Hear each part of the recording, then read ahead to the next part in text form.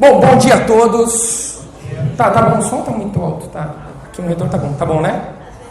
Às vezes tá alto, às vezes eu falo meio berrando. É bom baixar um pouquinho. Deixa só um tiquinho. Alô, som. Aí, tá bom. Tá bom?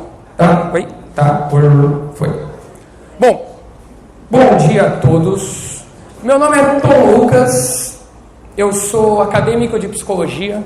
Tá falhando um pouquinho. Foi. Pronto. Eu sou acadêmico de psicologia. Eu vou falando, o pessoal vai organizando aqui. Eu sou hipnólogo. É a hora do vixe. Sou hipnoterapeuta e eu sou professor de hipnose e já dei aulas de algumas outras coisas por aí. Daqui a pouco a gente fala um pouquinho sobre isso. Eu estou me formando em psicologia agora. As formações que eu fiz dentro da hipnose, tanto formações aqui no Brasil, São Paulo, algumas fora. E trabalho nessa área da hipnose já tem alguns anos. E eu tenho uma gata preta chamada Saki. E outra coisa sobre mim, eu detesto aula chata. Eu odeio aula chata. Deixa eu fazer uma pesquisa aqui primeiramente. Quem aqui é professor? Levanta a mão. Todo mundo é professor? Beleza. Muito bom. Levanta a mão quem ainda é aluno. Ou que está fazendo algum mestrado, mesmo que seja professor, também continua sendo aluno. Beleza. Levanta a mão quem não gosta de responder pesquisa. Quem não gosta de responder pesquisa. Tem uns também, né? Beleza.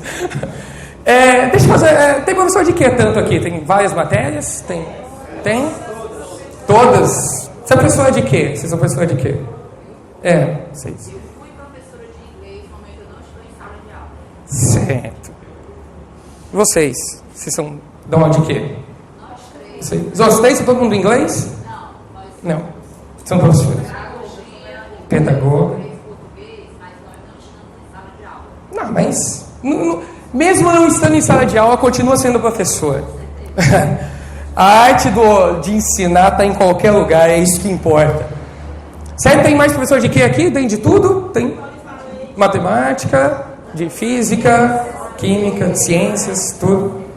Beleza. Vocês que são do inglês, deixa eu fazer uma pergunta para vocês. Deixa eu começar logo a fazer uma arguição aqui. Posso fazer a pergunta?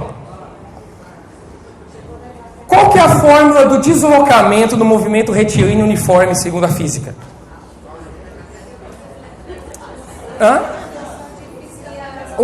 Eu tô começando com uma fácil. Então, não, pessoas de física não soprem, por favor. Quem é professor de física aqui? Tem? Beleza. Sopra não, senão daqui a pouco eu vou perguntar qual que é a diferença do verbo transitivo direto para o indireto. Aí a coisa complica. Eu vou passar essa informação então para você. A fórmula do deslocamento do movimento retilíneo uniforme é S igual S0 mais V vezes T. Beleza? Entendeu? Não? Às vezes a gente aprende coisas na escola, quer dizer, a gente decora coisas na escola e às vezes acontece esse tipo de coisa. A gente não vai levar isso para a vida. Cara, o que eu saber que S igual S0 mais V vezes T vai influenciar alguma coisa na minha vida se eu não sei para que isso serve? Talvez se eu descobrir para que isso serve, eu saiba a utilização desse negócio. E aí eu dou outra dica, como várias pessoas de física gostam de dar. S, que é o deslocamento, é igual a S0, visualiza a fórmula. Visualiza aí, vai. S é igual a S0 mais V, que é a velocidade, e T, que é tempo. Aí para a gente aprender mais fácil, segundo os professores, eles dão um macete para a gente decorar. S igual sorvete, que é sorvete. E aí assim a gente decora fórmulas de física.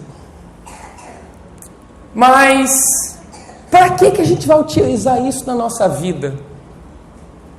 Para que eu tenho que decorar a tabela periódica se eu não sei a função prática desse negócio na minha vida? O Paulo Freire falava uma coisa interessante. Ele falava que a gente deve saber primeiro a leitura do mundo para depois saber a leitura da palavra. Vocês concordam com isso? Pois é. E é importante a gente saber a aplicação disso, porque hoje em dia a gente está na era da informação. A gente está na era da tecnologia. Numa era onde, enquanto vocês estão lá explicando, dando aula para os seus alunos, ele está lá no WhatsApp. É ou não é? Eu não sei como é que funciona bem a disciplina aqui, por ser um colégio militar. Agora, quem já deu aula em outros colégios, para adolescente, né? Criança ainda nem tanto, agora adolescentes para lá, fica lá no WhatsApp, mexendo no celular o tempo todo. Quem já teve esse problema de sala de aula? Pouco? Quem não responde pesquisa? Beleza. Agora, por que os alunos estão perdendo interesse nas aulas para ficar mexendo em celular? Será que as pessoas, as crianças, os adolescentes realmente estão ficando mais dispersos, estão ficando mais desinteressados? Ou o método da aula que está sendo chato pra caramba e não está prendendo a atenção dos alunos? Antigamente, quando eu estava no colégio, a gente costumava ter aquela professora que geralmente dava aula para o fundamental, para o infantil, que sabia de tudo, que era incrível. Tinha aquela professorinha lá que sabia o que é um verbo transitivo direto e um verbo transitivo indireto, sabia a forma de deslocamento, sabia tabela periódica, sabia inglês, sabia tudo, e ela é a única ali dentro de sala de aula. Aí a gente ficava assim, caraca, velho, como é que ela sabe de tudo isso? Nossa, ela é muito legal. Sabe aquela tiazinha que estava dando aula há muito tempo? Não, geralmente a tia, porque a gente chamava de tias as professoras. Aí era a tia que sabia de tudo. Não foi no sentido pejorativo, não, porque a gente chamava de tia, não, porque a tia sabe de tudo. É aquela tia que me ensina. É ou não é? Quem nunca chamou a pessoa de tia aqui? Então tinha aquela pessoa que sabia de tudo, sabia legal. Hoje em dia, essa professora, ela é substituível por um aparelho de celular. Eu não preciso mais ficar dentro de sala de aula ouvindo o que ela tem para dizer, sendo que eu posso chegar em casa e olhar no Google. Porque todas as informações estão lá. Agora tem uma diferença entre informação e conhecimento. Uma coisa que a internet passa muito bem hoje em dia são informações soltas, muitas informações. Os professores têm aquela função de transformar essas informações em conhecimento. Informações são aquelas coisas que a gente esquece. Conhecimento é aquilo que se consolida e a gente pode levar isso para o resto das nossas vidas. E os professores têm papel fundamental nisso.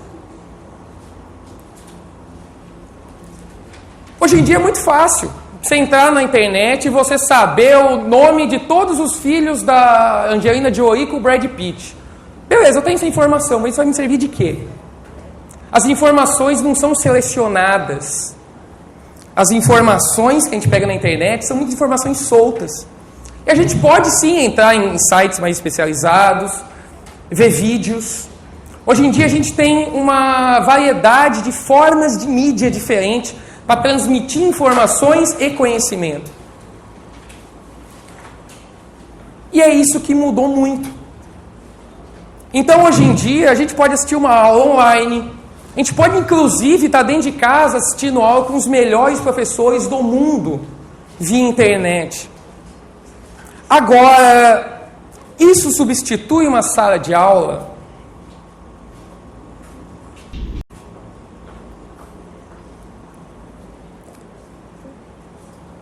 isso vai ser suficiente para o aluno? Aí eu digo, depende. Depende da forma que vocês estão passando esses conteúdos, passando essas informações, e como vocês estão transformando isso em conhecimento.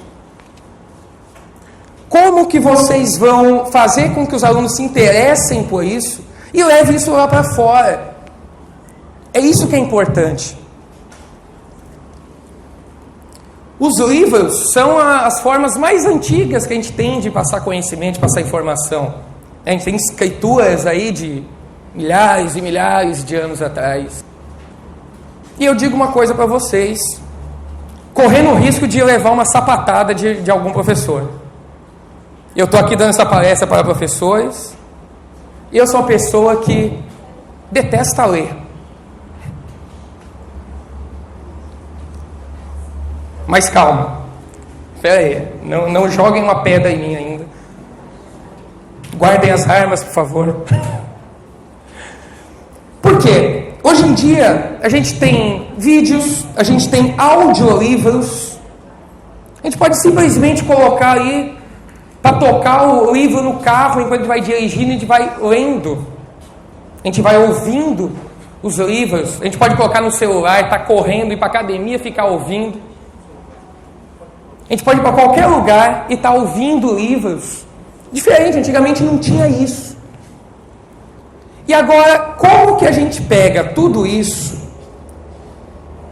e aplica dentro de sala de aula para que o aluno não fique lá olhando para o tempo enquanto o professor está dando aula e chegue em casa e prefira fazer isso?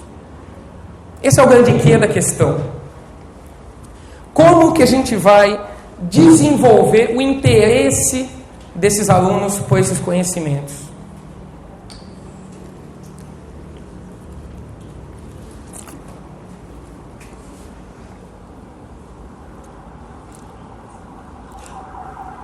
A gente precisa adaptar nossa forma de falar, nossa forma de passar conhecimento para a linguagem deles. Esse é o primeiro passo. É uma coisa importantíssima. É a gente falar da forma que eles conseguem entender. A gente sabe por pesquisas que apenas 30% da nossa comunicação ela é verbal.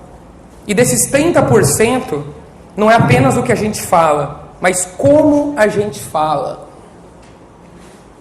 Tem uma diferença muito grande aí. E isso não é novo, não. Essa forma de adaptar as coisas que a gente fala e não o que a gente fala, isso já é de muito tempo atrás. Tanto que existe até um conto antigo, eu não sei se alguém aqui já conhece, que é quando um rei, ele teve um sonho. O rei, ele teve um sonho de que todos os dentes dele caíram e ficou apenas um dente na boca. Alguém já conhece essa história? Beleza, conto para vocês. O rei, ele sonhou que todos os dentes caíram e ficou apenas um dente na boca. E ele chamou os sábios lá do reino para interpretar esse sonho para ele. Aí então um sábio e falou assim: rei, eu já sei o que quer dizer esse sonho.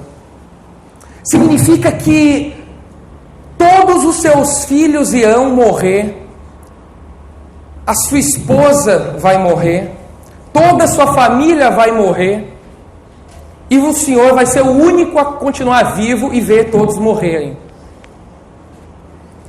O rei detestou aquilo e mandou dar 10 chibatadas no sábio. Aí o sábio saindo de lá, encontrou um mago, que era um sábio também, agora um outro tipo de sábio, e perguntou a história para o sábio, e o sábio contou o que aconteceu. Aí o mago falou assim: beleza, sei como resolver isso. Aí ele entrou lá, falou: rei, eu sei o que quer dizer esse sonho. O rei: pois diga. Isso quer dizer que o Senhor vai ter tanta saúde, tanta prosperidade na sua vida, que você vai sobreviver para ver todos os seus filhos crescendo, se dando bem na vida, conquistando novas coisas, e vai poder ver eles morrendo tranquilamente, e aí então o Senhor vai poder descansar em paz. O rei ficou felizão e deu 10 moedas de ouro para esse sábio. Ou seja, ele falou a mesma coisa, só que de uma forma interessante, de uma forma que o rei ouvisse aquilo e falasse: caramba, agora eu entendi o sentido desse negócio. Ele passou a mesma informação, agora de uma forma que fizesse sentido para o rei. E é isso que a gente precisa fazer com os nossos alunos, é passar a informação de um jeito que eles: caraca, esse professor é bom, esse professor sabe me ensinar. E daqui 10 anos, quando ele lembrar daquilo, ele vai falar: foi a tia tal que me ensinou. E ele não vai esquecer nem o nome de vocês. Quem aqui lembra o nome de uma professora antiga, de quando era criança, que ensinou algo relevante? Levanta a mão.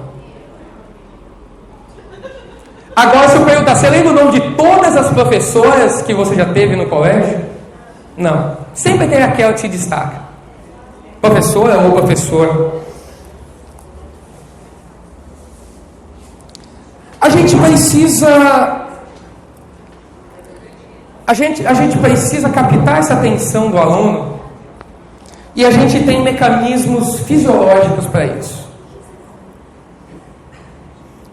Eu estudo psicologia, gosto muito de neurociência, neuroanatomia, neurofisiologia, e a gente tem um mecanismo fisiológico chamado SARA, Sistema Ativador Reticular Ascendente. Quem já ouviu falar disso?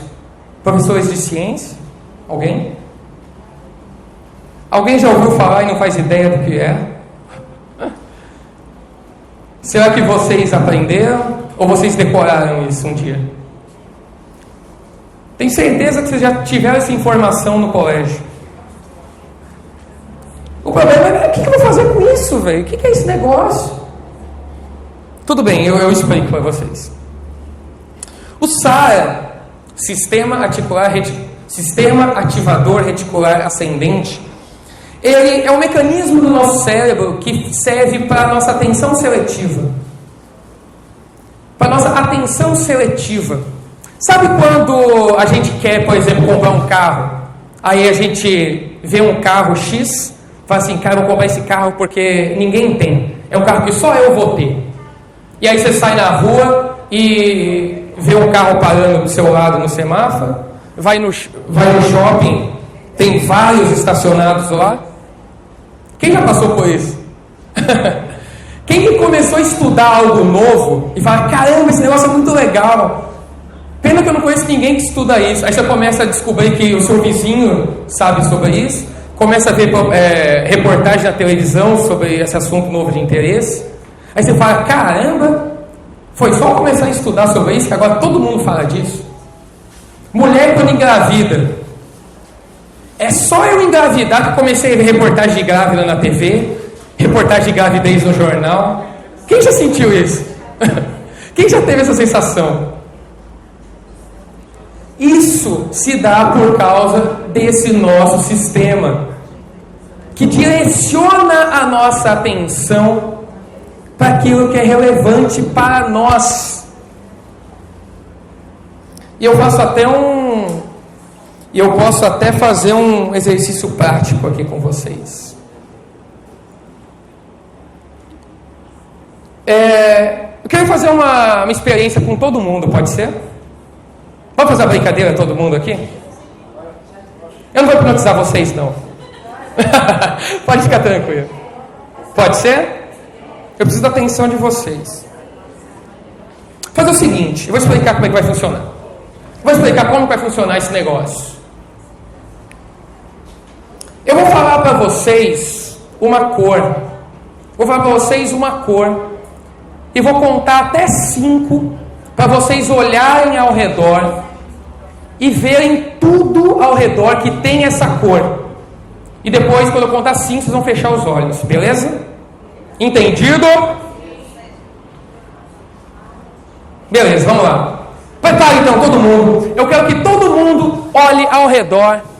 Olhe ao redor. Tudo que tem a cor azul. Vamos lá. 1, 2, 3, 4, 5. Fecha os olhos, fecha os olhos, fecha os olhos, fecha os olhos, fecha os olhos. E eu quero que vocês digam, quero que vocês me digam tudo ao redor que tem a cor branca. Vai, fala alto, de olho fechado. Tudo que tem a cor branca, de olho fechado, fala alto, vai.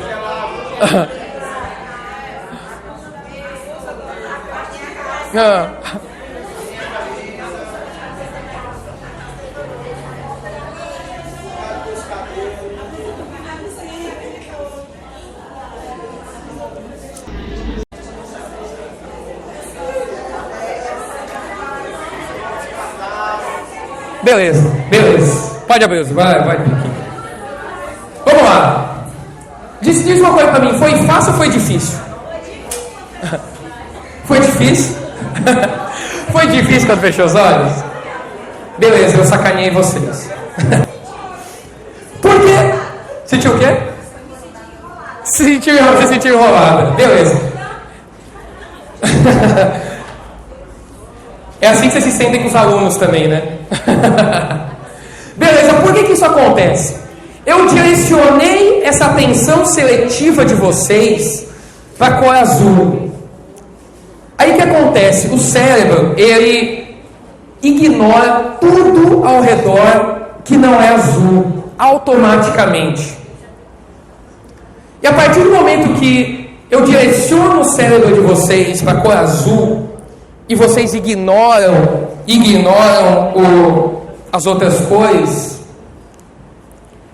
e eu falei para vocês falarem a cor branca, deu bug, aí deu um tilt no sistema. Beleza, isso é só uma brincadeira de atenção seletiva, mas onde que eu quero chegar com isso? Nós temos formas e métodos, técnicas para fazer o microfone funcionar.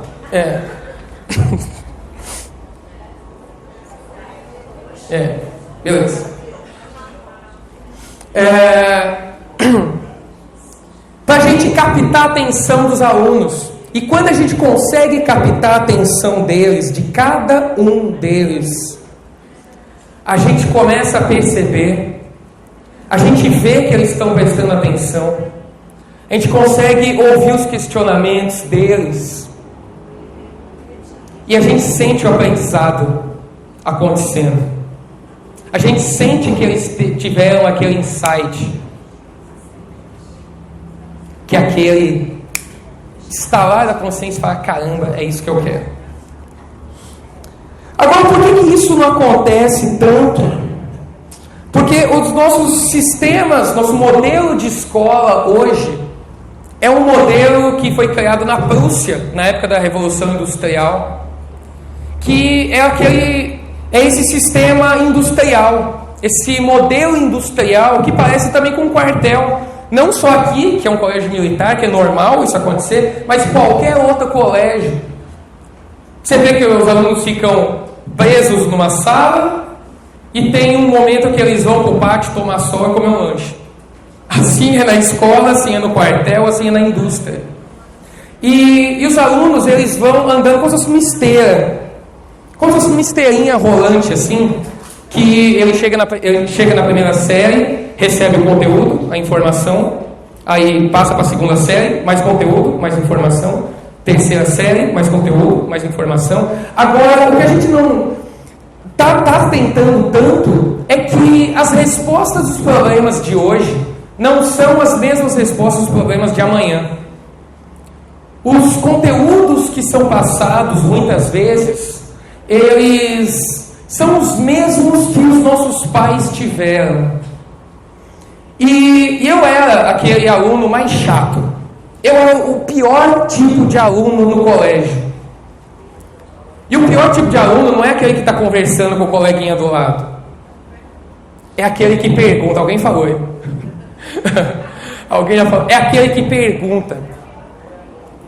Pois é. Esse é o ponto. Esse é o ponto. Dizem que as pessoas que não têm dúvidas, desconfie delas. Desconfie dessas pessoas. O Isaac Newton dizia que o importante não são as respostas, e sim as perguntas que a gente faz. E eu era o tipo de aluno que o professor falava assim: a fórmula do movimento retilíneo uniforme é S igual a S0 mais V vezes T. E eu falava assim: professor, eu não entendi. Aí ele falava: o que você não entendeu? Eu falava: tudo. Não entendi nada que você me falou. Aí ele: olha só, vou te explicar de novo. S é igual a S0 mais V vezes T, entendeu? Aí eu falava: professor, eu não sou surdo. Eu só não entendi o que você quis dizer com isso. Eu era aquele aluno que questionava. Quando o professor de matemática falava assim: calcule a área dessa pirâmide. Aí eu falo: pra quê? Eu não vou rachar aluguel com uma múmia, professor. Eu não tenho que saber disso. Aí ele respondia aquela melhor resposta que o professor pode te dar: um dia você vai descobrir para que isso serve. E cá estou eu até hoje descobrindo para que eu tenho que calcular a área de uma pirâmide. Oi? Pois é. Pois é, você viu, olha só. E esses modelos que a gente tem de escola parece um rodízio de pizza. Parece um rodízio de pizza às vezes. Para o aluno, do ponto de vista do aluno, parece um rodízio de pizza. Que é a mesma forma como os alunos de hoje se sentem quando entram na internet. O que é o rodízio de pizza? Você vai e quer comer de tudo que passa. Eu sou de São Paulo, descendente de italiano, adoro pizza. E quando eu vou no rodízio, eu gosto de selecionar as pizzas que eu vou comer. Eu gosto de provar uma aqui diferente. Opa, uma de camarão agora essa outra aqui. Agora tem gente que fala assim: hoje à noite eu vou no rodízio, não vou nem almoçar, porque eu quero comer pra caramba, eu quero dar prejuízo hoje daquele negócio. E vocês já estão identificando pessoas que já fazem isso. Beleza. É a mesma coisa que acontece com as informações. A gente está recebendo um montoado de informação, mas a gente não está selecionando aquilo que vai ser importante. Diferente como acontece, por exemplo, nas escolas montessorianas. Eu já falei das escolas montessorianas. Que o aluno, ele vai se autodesenvolvendo. E o professor, ele serve como um auxiliar. Ele serve como alguém que conduz, alguém que aconselha. E não aquele que chega assim: hoje a gente vai aprender sobre isso. O aluno olha assim: não quero. Não, mas a gente vai, porque está no programa. Na escola montessoriana não é assim que funciona. O aluno chega lá, as escolas são bem parecidas com o mundo real.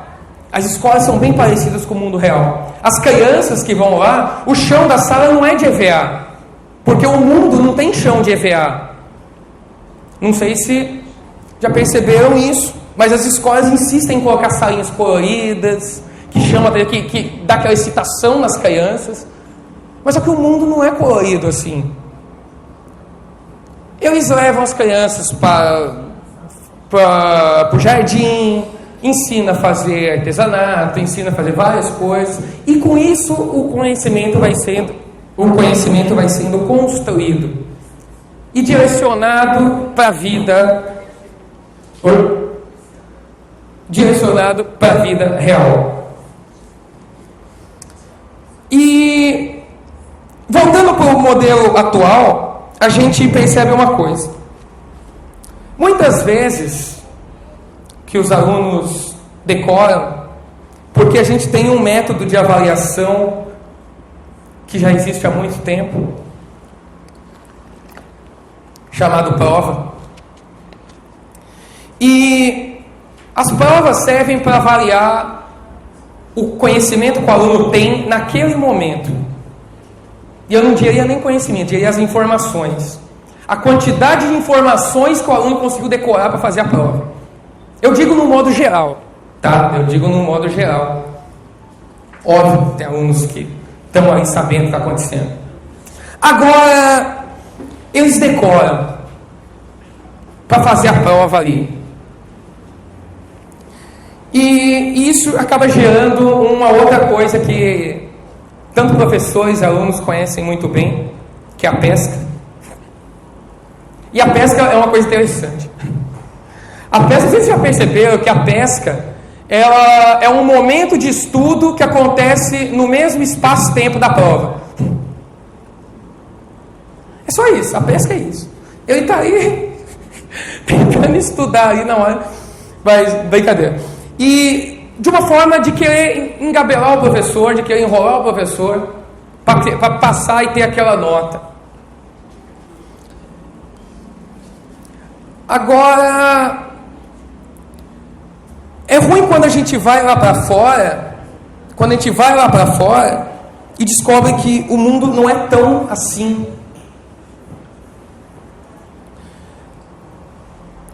Eu, quando terminei meus estudos, aliás, terminei o colégio. Eu não gosto dessa palavra, terminar os estudos. Acho que a gente nunca deve terminar os estudos. Sempre tem que estar aprendendo mais e fazendo alguma coisa. Então, quando eu terminei o colégio, eu não entrei logo na faculdade. Eu fui ver o mundo. E descobri que as nuvens não eram de algodão, que os ventos às vezes erram a direção. E falei, caramba, eu preciso descobrir formas novas para ver o mundo. E eu fui atrás de aprender tudo aquilo que eu não aprendi na escola, ferramentas que me foram úteis para minha vida. Não que, óbvio, eu não estou aqui desconsiderando os conhecimentos da escola, por favor, não entendam isso. Mas eu fui ver ferramentas que agregavam aquilo que eu aprendi na escola. E percebi uma coisa, que existem muitas coisas que a escola, eu acho que deveria oferecer como complemento, que são coisas que não se ensinam na escola. Como desenvolver empatia, como falar em público. Eu lembro que no colégio, as pessoas vinham falar assim, agora você vai apresentar um seminário para a sua turma sobre o assunto tal. E eu entrava em desespero, porque nunca me ensinaram a como fazer um seminário. Quem aqui na escola aprendeu como fazer um seminário? Não, o assunto é esse, apresente. Quem aqui aprendeu? Levanta a mão. Só uma pesquisa. Pois é, a gente aprende na prática, vai fazendo. Dá um assunto, fala, apresenta isso. A gente fala, caraca, como que eu vou fazer isso? Eu parava e via assim 60 alunos na minha frente e falava, meu Deus, como que eu vou falar isso para tanta gente? E eu entrava em pânico. Hoje em dia eu dou palestra para centenas de pessoas, tranquilo, porque eu fui atrás de ferramentas que me ajudaram a desenvolver isso. E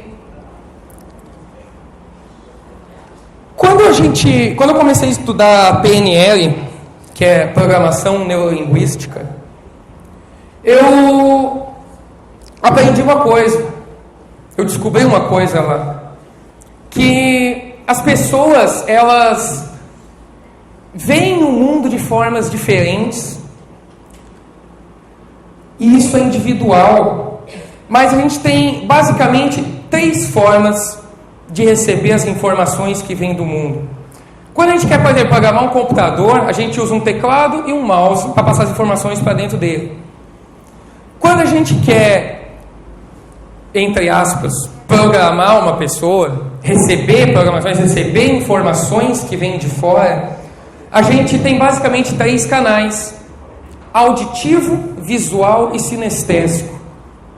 Auditivo, né? Aquilo que a gente escuta e como a gente escuta, como a gente vê o mundo e como a gente sente o mundo. O sinestésico é cheiro, gosto, tato, temperatura, são como a gente sente as coisas. E eu fui descobrindo isso lá, que cada pessoa tem dos três, óbvio que todo mundo aprende pelos três, só que a gente tem um que a gente se identifica mais. E quando a gente vai passar uma informação para alguém, e se a gente passar pelo canal que ela entenda melhor, essa informação vai ter uma chance maior de se transformar num conhecimento para ela. Então, quando a gente vai, por exemplo, dar uma aula e coloca um slide, eu estou utilizando um recurso visual, além do meu auditivo, que é a minha voz falando. Agora, presta atenção. Tem o slide, ele serve como um complemento. Porque tem professores, desculpa se tiver algum aqui, que ele não é um professor, ele é um leitor de slide. Ele coloca o texto, não sei o que, não sei o que, não sei o que, não sei o que, não sei o que. Entenderam? Todo mundo? Beleza, vamos pro próximo. Próximo. Então, e não sei o que, não sei o que, não sei o que, não sei o que. Alguma dúvida? Isso me desculpe, mas isso não é um professor. Isso é uma pessoa que ela está provando para os alunos que sabe ler slide. E ler slide, um aluno lê slide. Só se vai pensar pelo slide, estava em casa. Eu estou ali para saber o que o professor tem a me oferecer a mais. O que ele aprendeu em toda essa jornada de conhecimento dele, que ele pode me passar, que slide nenhum, vídeo da internet nenhum me passaria. O que você tem para me passar? É isso que eu quero ver numa aula, é isso que eu quero ver de um professor. E quando a gente utiliza esses canais de comunicação, a gente usa música, usa recursos físicos. Por exemplo, a gente vai dar uma aula de ciências, vou dar uma aula sobre planta.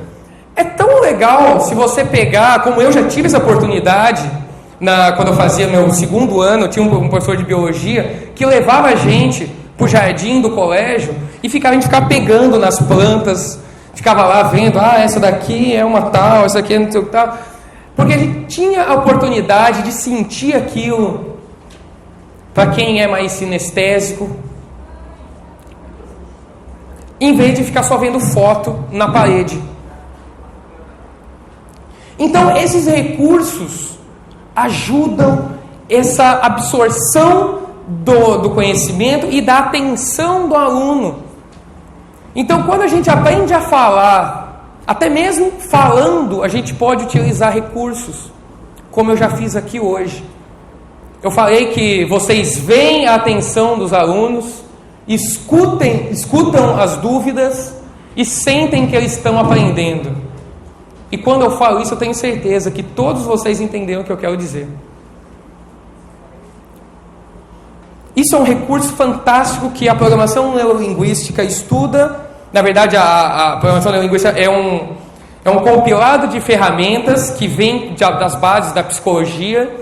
Muitas delas vêm das bases de psicologias humanistas e fenomenológicas e foram desenvolvendo com recursos cognitivos, utilizando várias ferramentas para isso. E a hipnose é uma das ferramentas. A hipnose é uma das ferramentas que a PNL utiliza. E é incrível. E hipnose acontece o tempo todo, tá? Não precisa... Preciso hipnotizar esse microfone. Peraí. Foi. A hipnose acontece o tempo todo. Não precisa aquela coisa clássica que você vê em televisão de a pessoa está dormindo e fazendo tudo. O estado de transe acontece o tempo todo. Todo mundo aqui já entrou em estado de hipnose, só não sabe que é estado de hipnose.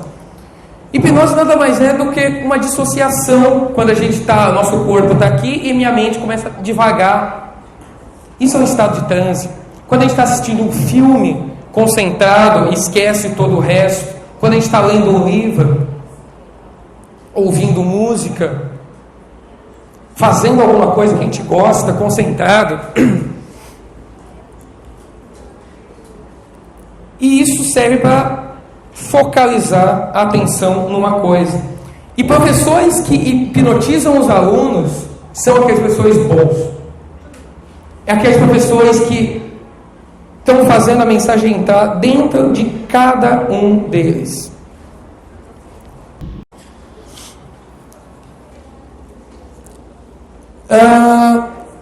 Outra coisa que ajuda muito também, outro recurso, que não é necessariamente da PNL, mas a gente também estuda, é o recurso de fazer mapas mentais. Alguém já ouviu falar de mapas mentais? Quem nunca ouviu falar de mapas mentais? Beleza. Mapas mentais é uma forma de resumo e de revisão de conteúdo. Minha palestra eu fiz toda em mapas mentais, tá? Que eu estou pescando por mapas mentais. Quem tiver interesse, depois eu até explico um pouquinho sobre. A gente pode, é um recurso, uma ferramenta, que a gente pode ler um livro de 500 páginas e fazer o resumo em uma página, utilizando técnicas de palavras-chave, neuroassociação, cores. É uma forma incrível de se fazer um resumo. Na psicologia, a gente tem que ler muita coisa, a gente tem que estudar sobre muita coisa, e eu gosto de utilizar mapas mentais. Então eu leio um texto, leio um artigo e crio um mapa mental. E quando eu for estudar para a prova, eu em 5 minutos, 10 minutos, eu reviso todo aquele texto que eu levei 40 para ler. Parece uma boa ideia ensinar isso para os alunos? Vocês, como alunos, parece uma boa ideia vocês aprenderem isso? Pois é. Eu acho que tem coisas que não custaria nada a gente gastar uma aula no tempo letivo mesmo, para ensinar coisas assim, ferramentas que vão servir como se fosse um cinto de utilidade do Batman para os alunos. Vai entrando aí para o seu cinto de utilidade, você vai aprendendo várias coisas e vai colocando. É como se a gente tivesse aqueles canivetes suíços que tem várias ferramentinhas. Se pelo menos uma vez por ano ou uma vez por semestre a gente ensinasse uma coisa dessa para os alunos, o rendimento ia aumentar assustadoramente. Porque o mundo está mudando. Os alunos que estão lá dispersos, eles são o futuro. Nós é que somos o passado. Não é a gente tem que falar, desliga esse celular aí. A gente tem que entender o porquê que ele está no celular e não está prestando atenção em mim. Será que se eu usar um recurso no celular, ele vai aprender melhor? A gente precisa acompanhar a evolução do mundo. E não querer dizer, esquece a internet, esquece o YouTube e vamos voltar para os livros. É utilizar como complemento. Utilizar o livro e utilizar os recursos que a gente tem. E essas ferramentas ajudam muito, muito, muito. Ferramentas de brainstorming. Quem já ouviu falar de brainstorming? Brainstorming é um termo que a gente traduz para tempestade de ideias, que é quando a gente quer ter soluções criativas para resolver um problema. E quando a gente quer resolver de forma criativa, a gente percebe que a gente volta a pensar como criança. Hoje em dia a gente se vê muito falar sobre pensamento fora da caixa, de ampliar as nossas visões, de pensar diferente, de tomar novas atitudes. Isso nada mais é do que a gente ter pensamento infantil, voltar a pensar no lúdico, voltar a ter um pensamento abstrato para certas coisas. Porque quando a gente é criança, a gente não filtra as respostas que a gente dá. Eu estava vendo esses dias na internet aquelas provas que crianças... Oi? É aqui. Oi, alô, oi. É aqui. Oi. Eita. Socorro. Oi. Alô. Ixi. Oi. Buguei tudo aí. Acho que desligou aqui, ó. É aqui, ó. Ou esse. É um desses. Oi. É uma dessas tomadas aí. Som. É. Bom. Ah, foi. Você vai ficar segurando para sempre aí? Não. Oi, vai, vamos lá. Quando a gente... Bom, mas vamos continuar aqui, até voltar aí. Eu estava vendo essas respostas que as crianças dão em provas. E eu estava morrendo de rir vendo aquilo. Tinha lá uma questão que dizia assim... Joãozinho tem 50 doces e comeu 30. E agora o que ele tem? Aí a resposta que a gente espera é 20 doces. Aí ele respondeu lá, agora ele tem diabetes. Foi. Aí ele respondeu lá, Joãozinho tem diabetes. Quer dizer, tá certa a resposta, pode ser. Se eu fosse professor, eu consideraria, sei lá, ele criou uma hipótese sobre aquilo. Tinha uma questão lá, Maria preparou uma lâmina para olhar coisas no microscópio e não enxergou nada. Por quê? A resposta que o gabarito espera é explicar o método de se preparar lâminas e tal. Aí escreveram lá, Maria é cega. Não sei, pode ser, cara. Sabe, a gente fica muito preso a gabarito. Porque quando a criança dá uma resposta criativa, coloca aquele X, está errado. Mas por que a gente não considera essa resposta criativa? Essa resposta diferente? Que poderia ser. Ou seja, crianças pensam assim. Aí o que a escola faz? Coloca a gente dentro da caixa. Não, você tem que seguir o crivo. Você tem que seguir o gabarito. Você tem que dar a resposta certa. Tem que saber a resposta certa. E quando a gente chega lá fora, aquelas respostas... Cara, eu não posso ter uma resposta objetiva para tudo na minha vida. Se eu estou diante de um problema, ele tem várias formas de resoluções. Não só uma. Então a gente volta a pensar fora da caixa. E é óbvio que a gente tem que ter a noção do pensamento lógico e também desse pensamento abstrato. Mas só que o que eu vejo hoje em dia é a valorização muito do raciocínio lógico-matemático, da inteligência lógico-matemática. Tem um pesquisador chamado Howard Gardner, ele criou uma teoria das inteligências múltiplas. Eu não vou detalhar cada uma aqui, até porque tem um site que explica bem direitinho cada uma delas, chamado Google. Pesquisem lá, tem essa informação. E ele fala sobre várias inteligências. Inteligência emocional, inteligência lógico-matemática, inteligência espacial, musical, várias. E a gente vê hoje em dia, assim, nossa, aquela criança sabe resolver um sudoku em menos de 10 segundos. Cara, esse menino é inteligente pra caramba.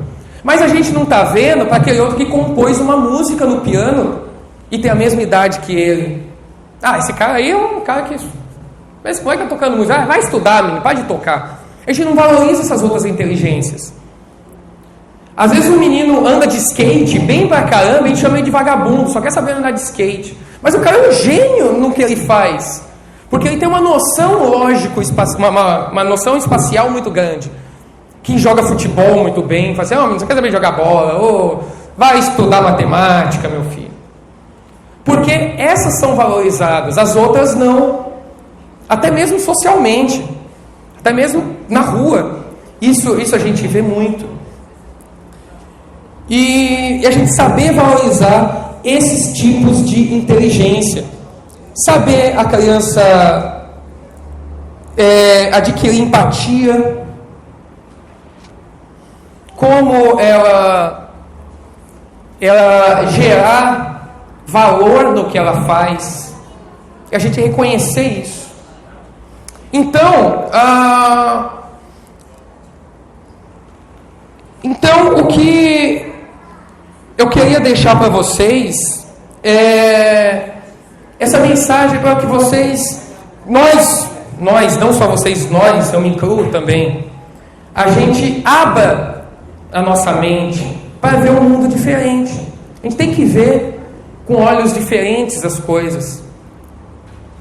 E eu faço a pergunta para vocês: como que você, como professor, pode adaptar o seu conteúdo, a sua informação, para transformar isso em conhecimento palpável para o seu aluno e ele jamais esquecer o seu nome. Se isso fosse uma consultoria, eu daria a resposta. Como não é só uma palestra, eu deixo só a pergunta. Valeu, muito obrigado, bom dia a todos.